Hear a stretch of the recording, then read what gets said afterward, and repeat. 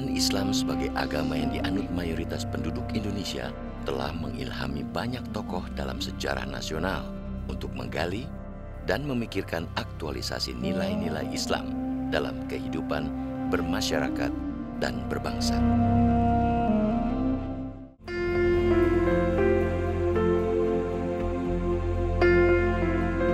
Salah satu tokoh bangsa yang dengan penuh semangat pernah memercikan pemikiran dan pandangan-pandangan baru untuk menghidupkan nilai-nilai dan semangat Islam dalam kehidupan modern adalah Soekarno.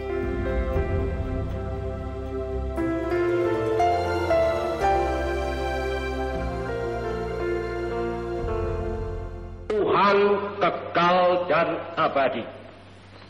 Tuhan satu. Dan kepercayaan kepada Tuhan yang satu inilah, tauhid inilah. Inilah salah satu cuplikan pidato Presiden pertama Republik Indonesia, Soekarno, saat berbicara tentang konsep tauhid dalam Islam. Api ini telah berkobar. Islam dalam rekaman sejarah pernah menjadi salah satu titik pusat perhatian Soekarno dalam sejumlah momen hidupnya, terutama pada dekade 1930-an hingga awal 1940-an. Soekarno pernah melontarkan berbagai pemikiran terkait Islam dan umat Islam. Bahkan karena kebernasan visi dan pemikirannya terkait Islam ini, sejumlah pihak menyebut pejuang dan proklamator kemerdekaan Indonesia itu sebagai salah satu mujadid atau pembaharu pemikiran Islam. Bung Karno itu adalah seorang mujadid, seorang pembaharu. Jadi pemikiran-pemikiran yang dia tawarkan mengenai Islam Sontoloyo, mengenai api Islam, kemudian juga mengenai orientasi ke depan, kemajuan, itu semua pemikiran-pemikiran pembaharuan, pemikiran-pemikiran tajdid ya bagi masyarakat Indonesia, masyarakat Muslim Indonesia yang memang masih terbelenggu oleh berbagai keterbelakangan yang disebabkan oleh tradisi keislaman, keagamaan mereka yang tidak kondusif. Nabi tidak. Yang kita rayakan sebenarnya ialah ajaran konsepsi. Meski cukup fasih berbicara tentang Islam, Soekarno sejatinya bukan seorang yang lahir dari keluarga yang kental mempraktekkan ajaran Islam. Ayah Soekarno, Raden Sukemi Sosrodihardjo, yang secara formal beragama Islam, lebih dikenal sebagai penganut teosofi Jawa. Sementara ibunda Soekarno, Ida Ayu, adalah seorang pemeluk agama Hindu Bali. Bung Karno itu mengalami pendidikan sekuler. Beliau itu tidak ada ceritanya untuk belajar mengaji atau masuk pesantren atau hari-hari beliau itu mendapatkan bimbingan seorang ulama ya. Sampai dengan nanti Pak Sukeni itu membawa Soekarno ke rumah tempat sahabatnya, yaitu Pak Cokro. Perkenalan Soekarno dengan gagasan dan pemikiran Islam mulai tumbuh tatkala sang ayah menitipkan Soekarno remaja kepada sahabatnya, Haji Umar Said Cokro Aminoto, tokoh dan pemimpin Syahrekat Islam di Surabaya. Saya melihat paling tidak ya, ada dua latar belakang kalau kita ingin memahami kenapa Soekarno tertarik pada Islam. Yang pertama, beliau ini kan orang yang tinggal di masyarakat, bergaul dengan masyarakat. Apalagi beliau itu kan lahirnya kan di Penele, Surabaya sana. Jadi kita bisa melihat bagaimana kondisi masyarakat itu yang agamis di sana. Jadi sehingga dengan demikian sekalipun orang tuanya tidak terlalu punya latar belakang pendidikan keagamaan, katakanlah dari pesantren misalnya begitu ya, tapi karena kondisi masyarakat begitu maka dia terpengaruh, tertarik begitulah. Yang kedua saya lihat yang paling menonjol adalah karena beliau itu kutu buku. Orang yang suka membaca. Di rumah Cokro Aminoto, benih-benih kesadaran Soekarno sebagai Muslim tumbuh beriringan dengan kesadaran nasionalisme dan anti-kolonialismenya. Saat itu, gagasan Islam yang berkembang dalam hati dan pikiran Soekarno adalah semangat Islam yang anti kemandegan dan anti penindasan serta anti penjajahan. Bung Karno ini kan minat intelektualnya itu kan tinggi sekali. Ya. Dia belajar Islam pertama kali dari Host Cokro Aminoto ketika masa remaja. Ketika itulah dia melihat Islam yang dinamik dalam diri Cokro Aminoto ini sebagai aktivis, sebagai pemimpin Sarekat Islam gitu ya, yang orientasinya ke depan membebaskan umat dari keterbelakangan ekonomi, dari penjajahan. Nah, maka kemudian dari situ Bung Karno banyak membaca. Jadi Bung Karno ini minat intelektualnya, bacaannya sangat luas lah. Dan dari situlah kemudian dia bisa memiliki perspektif ya, yang menurut saya cukup sangat baik ya mengenai Islam dari itu. Yang saya maksud dengan perspektif Islam sangat baik itu adalah bahwa Bung Karno bisa mengkritik gitu, mengkritik bukan hanya dalam bidang pemikiran, dalam konsep, tapi juga mengkritik apa yang dilakukan oleh umat, praktek sehari-hari yang dilakukan oleh umat Islam itu berdasarkan bacaannya, observasinya, renungannya. Selain dari pengaruh Cokro Aminoto dan buku-buku yang dibacanya, pengetahuan Islam Soekarno juga diperolehnya dari tokoh Muhammadiyah, Kiai Ahmad Dahlan, yang sering diundang Cokro Aminoto mengisi ceramah keagamaan di Surabaya.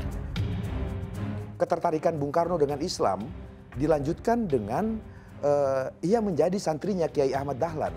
Bung Karno katakan di dalam pidato pembukaan Muktamar Muhammadiyah tahun 1962, ia katakan tatkala ia berusaha 15 tahun, Bung Karno menangkap api Islam yang disampaikan oleh Kiai Ahmad Dahlan. Sehingga kemudian ia tertarik dan mengikuti tablik-tablik Kiai Ahmad Dahlan. Seminggu 3 kali kata Bung Karno mengikuti tablik-tabliknya Kiai Ahmad Dahlan itu di Surabaya. Beliau banyak bergaul dengan Cokro Aminoto dan Kiai Ahmad Dahlan. Dua kerangka berpikir ini saya lihat ini cukup banyak mempengaruhi beliau. Sarekat Islam yang dikelola oleh Cokro Aminoto, ini kemudian berkembang menjadi sebuah gerakan politik. Jadi karena itu maka gerakan politik Cokro Aminoto yang intinya adalah Islam dan nasionalisme. Itu yang menjadi ciri khasnya.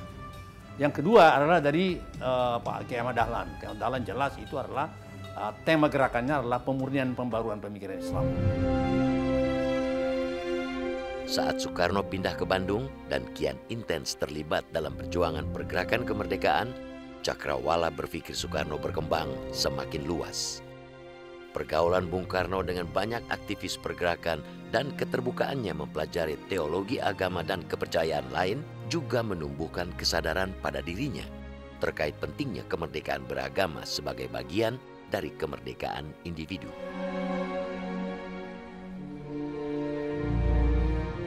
Saat ditangkap dan dipenjara di Bandung, akibat aktivitas politiknya dalam pergerakan kemerdekaan, Bung Karno kian dekat dengan Islam. Ketika Belanda menangkap Bung Karno dan memenjarakan Bung Karno di penjara Bancai dan kemudian ke Sukamiskin tahun 1930, ketika di penjara kolonial Belanda itulah Bung Karno selain belajar tentang bagaimana perjuangan pergerakan kemerdekaan Indonesia, di dalam penjara di Bancai dan Sukamiskin itulah kemudian Bung Karno mendekatkan hati keislamannya. Ia katakan sehari 5 kali ia menjalankan sholat 5 waktu, kemudian berpuasa, bersujud, dan kemudian dia semakin erat dengan Sang Pencipta. Persentuhan Soekarno dengan Islam semakin intens ketika ia dibuang ke Ende Flores oleh pemerintah kolonial Hindia Belanda pada tahun 1934. Saat menjalani masa pembuangan ini, Soekarno aktif berkorespondensi dengan A. Hasan, salah satu tokoh organisasi Persatuan Islam atau Persis di Bandung. Dalam 12 suratnya kepada A. Hasan, yang belakangan dikenal sebagai surat-surat Islam dari Ende, Soekarno kerap menyampaikan pemikiran-pemikirannya tentang Islam. Di kota Ende itulah ketika Bung Karno mulai merenungkan butir-butir Pancasila sebagai sebuah konsepsi dasar Indonesia merdeka yang ia perjuangkan dan ia pikirkan masak-masak. Bung Karno kemudian memperkaya khasanah keislamannya dengan berkorespondensi surat-surat Islam Bung Karno dengan Pak Ahmad Hasan, tokoh Persis ya dari Bandung.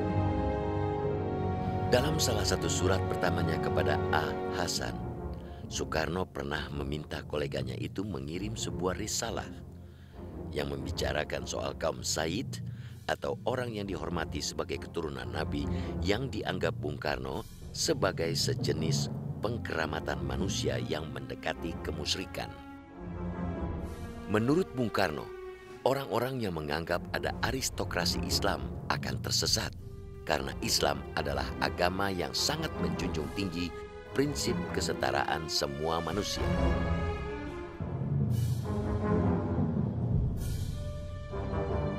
Bung Karno melihat Islam bukan kayak orang ulama memahami Islam, ya bukan ya, apalagi secara teknis, fikih dan sebagainya. Tapi dia itu ingin melihat Islam itu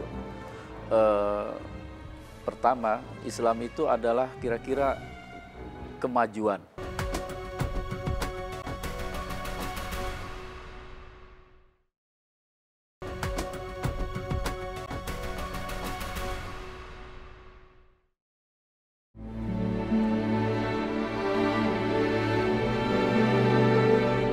Selama menjalani masa pembuangan di Ende Flores dari tahun 1934 hingga 1938, Soekarno yang aktif mempelajari Islam dari berbagai sumber bacaan melahirkan banyak renungan dan pemikiran terkait Islam. Dalam surat-suratnya kepada tokoh Persis, A. Hasan, Soekarno kerap mengutarakan berbagai pandangannya mengenai Islam, terutama tentang kaitan Islam dengan kehidupan bermasyarakat, berbangsa, serta bernegara. Bung Karno melihat Islam bukan kayak orang ulama memahami Islam, ya bukan ya, apalagi secara teknis, fikih dan sebagainya. Tapi dia itu ingin melihat Islam itu pertama, Islam itu adalah kira-kira kemajuan, kemajuan artinya progress. Islam is progress, jadi kemajuan. Nah karena itu dia sangat santai aja membabat. Dia tidak suka sama fikih dan lain sebagainya, karena kalau orang belajar fikih, dengan fikih itu susah orang menggerakkan. Nah, Bung Karno ingin Islam itu menggerakkan. Saya melihat bahwa beliau itu ingin sekali umat ini menjadi jaya. Dia mengatakan begini, ada tulisan Bernard Dam yang meneliti mengenai Soekarno. Dia mengatakan begini, sebenarnya di mana letak kalau kita mengkaji pemikiran Soekarno? Dam mengatakan ada 3 kunci pemikiran Soekarno mengenai Islam. 1, menurut Soekarno, agama Islam itu adalah agama yang sangat menekankan persamaan derajat. Itu yang pertama. Yang kedua adalah bahwa Islam itu rasional dan simplicity. Artinya tidak ada ajaran Islam yang tidak masuk akal. Dan yang kedua, Islam itu bisa simple. Artinya simple itu apa? Bisa diperluas kalau perlu luas, bisa dipersempit kalau sempit. Itu simplicity dia tawarkan. Yang ketiga adalah Islam is progress. Islam adalah kemajuan. Beberapa masalah yang disinggung Bung Karno dalam surat-suratnya antara lain adalah soal hukum syariat dan era kekhalifahan yang kerap diklaim sebagian kelompok sebagai masa keemasan Islam. Terkait hukum syariat, Soekarno mengkritik kecenderungan sebagian umat Islam yang gampang mengharamkan atau membid'ahkan hal-hal baru yang tidak tertulis dalam Quran dan hadis. Soekarno berpendapat pemahaman yang kaku terhadap hukum syariat atau fikih akan menyebabkan umat Islam menentang modernitas. Kritik Bung Karno yang Islam Sontoloyo itu adalah orang yang berpikirnya terlalu legalistik. Sedikit halal, sedikit haram, sedikit haram, sedikit haram. Jadi tidak memberikan ruang gitu. Bagi misalnya kalau dalam fikih Islam itu kan ada mubah, ada sunnah. Ini pokoknya sedikit-sedikit haram. Sangat legalistik fikih ya. Sehingga kemudian hidup orang Islam itu menjadi sempit. Sementara terkait kekhalifahan, Soekarno secara tegas menolak pandangan sebagian kalangan Islam yang memandang era khalifah sebagai tolak ukur kemajuan Islam. Menurut Soekarno, umat Islam harus menyesuaikan dengan semangat zaman dan tidak terjebak dengan kisah kebesaran masa lalu. Di dalam konteks Islam yang progres itulah, Islam yang berkemajuan itulah, Islam yang sesuai dengan wawasan Nusantara itulah, maka kemudian Bung Karno melihat konsep khilafah yang oleh bangsa-bangsa Arab lainnya atau negara-negara Islam lainnya itu sudah tidak relevan lagi untuk dipraktikkan dalam praktek bernegara sebuah bangsa. Sehingga oleh karena itu Bung Karno mengatakan konsepsi-konsepsi yang masih menganggap bahwa konsep khilafah adalah konsep yang up to date untuk diterapkan pada zaman itu ketika Bung Karno berdialektika tentang pemikiran Islam, apalagi dengan pemikiran-pemikiran khilafah yang berkembang sekarang, sebagai sesuatu yang sudah tidak relevan lagi bagi kehidupan bangsa-bangsa di dunia. Pandangan-pandangan maju Soekarno terkait syariat dan kekhalifahan bertolak dari sosoknya sebagai seorang modernis dan rasionalis. Ia misalnya menganjurkan umat Islam menyerap perkembangan teknologi dan ilmu pengetahuan meski teknologi dan pengetahuan itu bukan produk peradaban Islam. Sejalan dengan pemikiran ini, Soekarno sangat menentang kebiasaan taklid atau mengikuti pendapat orang lain tanpa tahu sumber dan alasannya di kalangan umat Islam. Menurut Bung Karno, taklid merupakan salah satu sebab utama kemunduran umat Islam. Jadi pemikiran Bung Karno itu banyak hal yang common, hal yang sama dengan kerangka berpikir paradigma pemahaman ataupun ideologi Muhammadiyah. Misalnya Bung Karno itu menolak taklid. Taklid itu artinya tunduk saja, mengikuti saja apa yang dikatakan oleh ulama masa lalu. Bung Karno menolak itu. Muhammadiyah juga menolak taklid. Kata Muhammadiyah harus kita jangan taklid tapi lebih banyak mengembangkan pemikiran sendiri, ijtihad. Dalam suratnya yang ditulis pada tahun 1936, Soekarno juga mengekspresikan ketidaksenangannya dengan kebiasaan sebagian umat Islam yang gemar melontarkan tudingan kafir terhadap pihak-pihak atau berbagai hal berkaitan dengan non-Muslim. Namun, begitu mudah menganggap hal-hal yang bersifat simbolik atau berbau Arab sebagai ajaran atau wajah Islam. Kepada golongan ini, Soekarno menyindir mereka sebagai kelompok yang gagal menangkap api Islam dan hanya mendapat abu Islam. Kata Bung Karno, ambil apinya, jangan abunya. Abunya itu apa gitu? Abunya itu misalnya onta, ya kan, celak gitu ya. Terus kemenyan katanya, kemudian jubah gitu, jubah Arab katanya. Itu dibilang oleh Bung Karno. Itu abu, bukan apinya, bukan substansinya. Artikel beliau mengenai Islam Sontoloyo itu adalah sebuah komentar beliau tentang bagaimana orang itu atau masyarakat kita itu menjadikan tradisi sebagai sebuah yang sakral.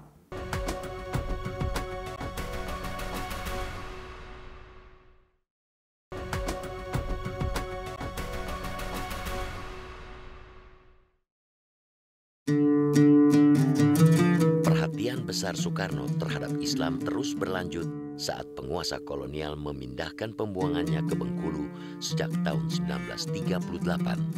Di tempat ini, selain terlibat dalam kegiatan-kegiatan Muhammadiyah, Bung Karno juga kerap menuliskan pemikiran-pemikirannya terkait Islam yang berwatak progresif di majalah.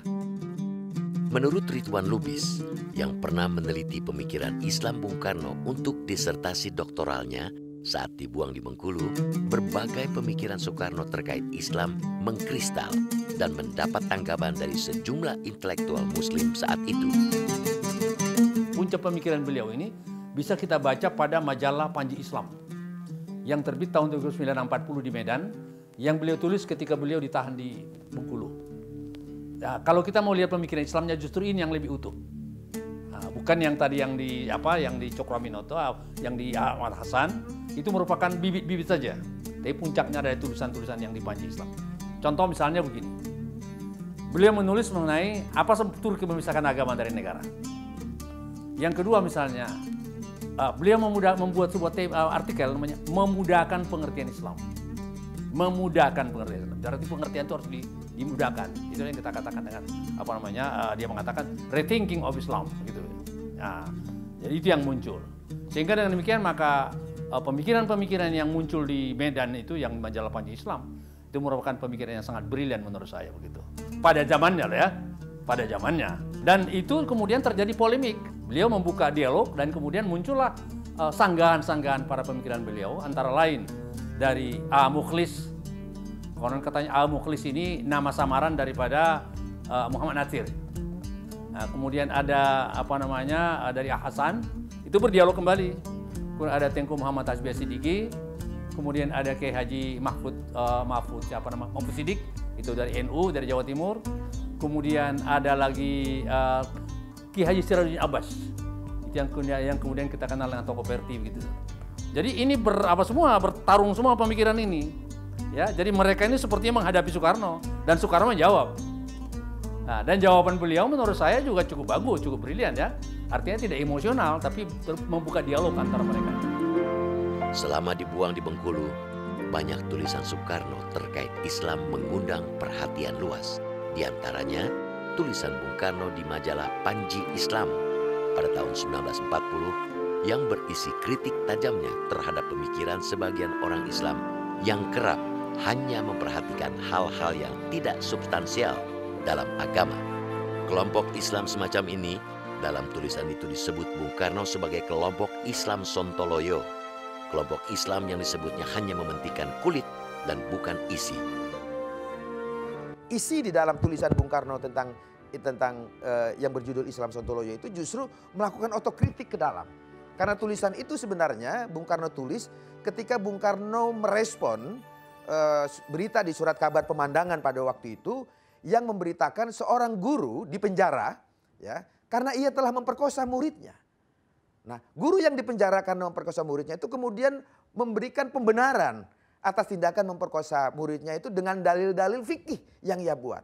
Jadi nilai-nilai agama dijadikan pembenaran terhadap perbuatan yang sebenarnya tercela. Itulah yang Bung Karno maksudkan dengan Islam Sontoloyo. Artikel beliau mengenai Islam Sontoloyo itu adalah sebuah komentar beliau tentang bagaimana orang itu atau masyarakat kita itu menjadikan tradisi sebagai sebuah yang sakral. Sebenarnya tradisi biasa saja, ya. Tapi oleh karena sebagian orang memodifikasi atau katakanlah menggunakan teks-teks itu dalam rangka kepentingan diri sendiri, maka kemudian terjadilah hal-hal yang sifatnya bukan kita katakan memanipulasi, mungkin terlalu kasar ya, tapi membelokkan Islam untuk kepentingan sendiri, kira-kira begitu. Nah, menurut beliau, yang saya lihat di sini adalah beliau mendorong kita bagaimana supaya Islam ini bisa dipahami secara spiritnya, semangatnya dalam hal yang menyangkut soal kemasyarakatan. Dalam soal akidah ibadah, oke, itu sudah selesai. Sami'na wa ata'na. Pemikiran progresif Soekarno terkait Islam juga mengemuka saat ia mengkritik praktek diskriminasi terhadap kaum perempuan yang kerap berlangsung atas nama Islam. Pada awal tahun 1939 misalnya, Soekarno pernah dengan sengaja meninggalkan rapat umum Muhammadiyah sebagai protes atas pemasangan kain tabir yang memisahkan peserta rapat laki-laki dan perempuan. Kritik ini di kemudian hari dituangkan Bung Karno dalam sebuah tulisan di majalah Panji Islam. Dalam tulisan ini, Soekarno menyatakan Islam tidak pernah mewajibkan tabir. Ia juga menilai tabir sebagai lambang perbudakan.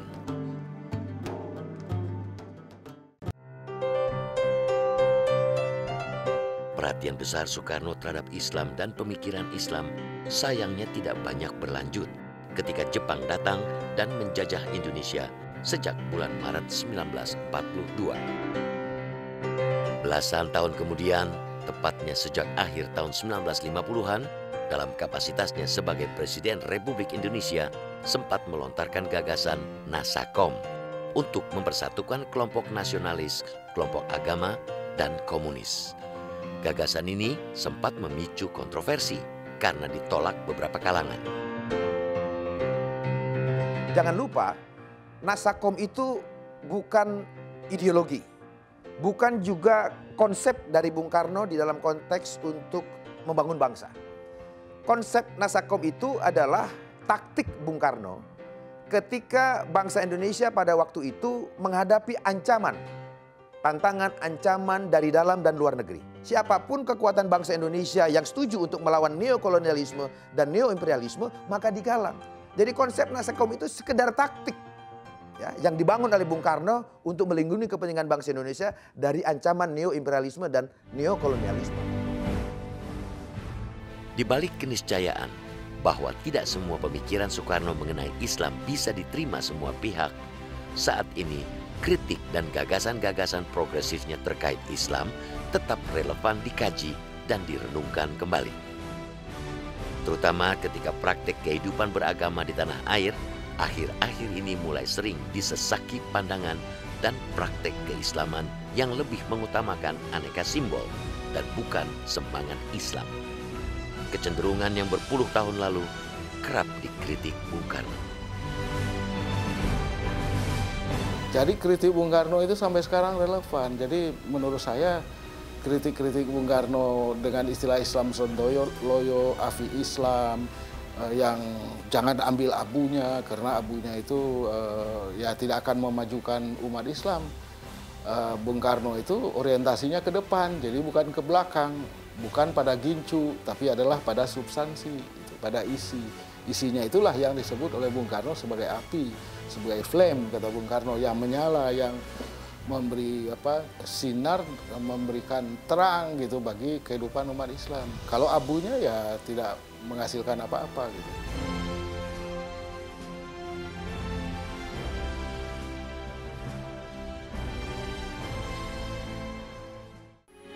Metro TV, knowledge to elevate.